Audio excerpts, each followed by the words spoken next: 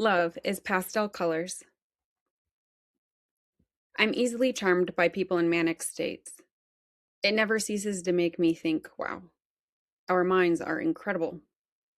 Before I worked at the psych hospital, if I had seen someone in a manic state, I would have assumed they were on drugs. It took me a while to believe that these patients weren't. But not only were they not on uppers like I naively assumed, in this hospital, they are being absolutely loaded full of sedatives, well beyond what I learned in nursing school were safe dose ranges.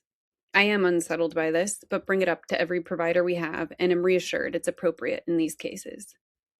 Still, we would have patients who would not sleep, not lay down, and not stop talking for weeks. For weeks, they would not stop talking. How is that even possible? One woman, who is textbook manic, hyperverbal, tangential speech, flight of ideas, said to me through the nurse's window, and you know what the worst part of all is? I was charting at my desk. She would hang out by the nurse's station, as many people in this state would, and talk, nonstop. I would tune in and out of listening. I looked up at this question, though. What? I asked, curious.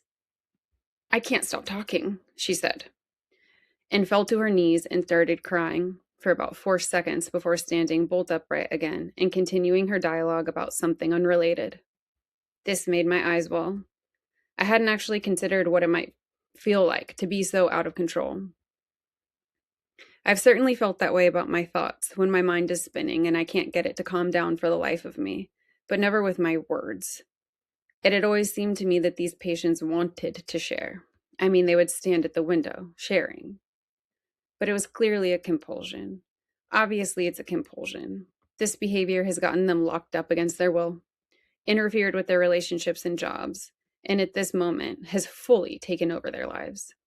How vulnerable are we when our entire internal dialogue is presented for the world to hear and judge? I got up, made her some tea, and stood with her for a minute while she talked about paint and the walls and the Bible before going back to work. A few weeks later, we had a young woman with parallel symptoms, and it lasted months. She stayed with us for over 2 months, and there were exactly 0 improvements to her symptoms. If females arrive with a bra that has underwire, we lock it up with their belongings that they can't have until they're discharged and give them a one-size-fits-all giant sports bra. This patient wore the bra backward so it looked like a high-neck crop top and would mark our drawings all over her arms, the type of art a toddler might draw on the wall. One day, she demanded to be released, and I did my best to de-escalate the situation, which ended with her telling me that I wear too much gray and black and am clearly the devil. The trouble was that I didn't disagree. No one should be locked up for months. The fact that she hadn't improved meant we were failing miserably at our jobs. At what point should she not have to pay for that anymore? At what point are we doing more harm than good by keeping her here, over-medicated, with no improvements? And as far as being the devil, sure, that's a little extreme, but it's true I wasn't feeling good or clear about my part in this.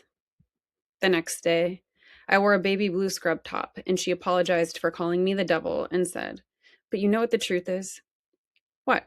I asked, curious. "That love is pastel colors." This made my eyes well too, and I smiled, appreciative that we had made amends, and amazed at how incredible our minds are.